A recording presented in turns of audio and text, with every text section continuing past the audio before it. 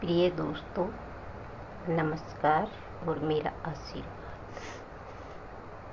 आज की कहानी का शीर्षक है विचित्र कन्या। जरा सुनिए।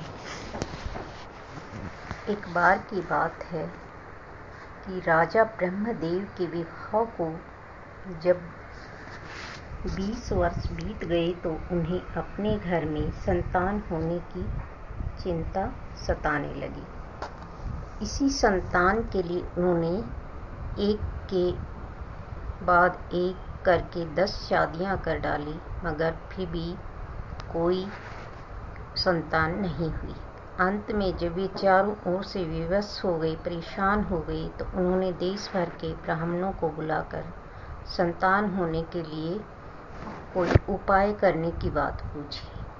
ब्राह्मणों ने यह राय दी कि अगर महाराज आप एक बड़ा यज्ञ करें और जितने भी गरीब देश में रहते हैं उन्हें अपने हाथों से दान दें। राजा ने उस समय सब ब्राह्मणों को अपने हाथों से भोजन खिलाया और बहुत बड़े यज्ञ का प्रबंध करके सारे देश के गरीबों को दिल खोलकर दान दिया।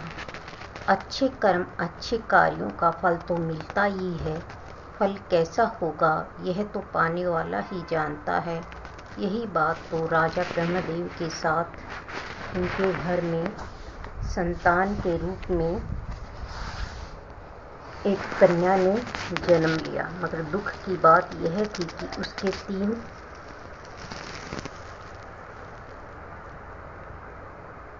पैर थे। राजा को जब यह सूचना मिली तो उसने अपना माथा पीटते हुए कहा, हे भगवान, तूने मुझे एक ऐसी संतान दे दी, इससे तो मैं संतान ही अच्छा था। ऐसी संतान का मुझको क्या लाभ। मगर होने को आज तक किसने टाला, भाग्य की लकीरों को किसने आज तक बदला है। जो होना था वह हो चुका था। राजा के पास अपने हाथों से इस कन्या का गला घोटने की हिम्मत नहीं थी, फिर भी उसे अपने पास रखने के पक्ष में भी नहीं थे। इस प्रकार राजा ने अपने नौकरों से कहा, इस कन्या को ले जाकर दूर किसी जंगल में फेंक कर आ जाओ।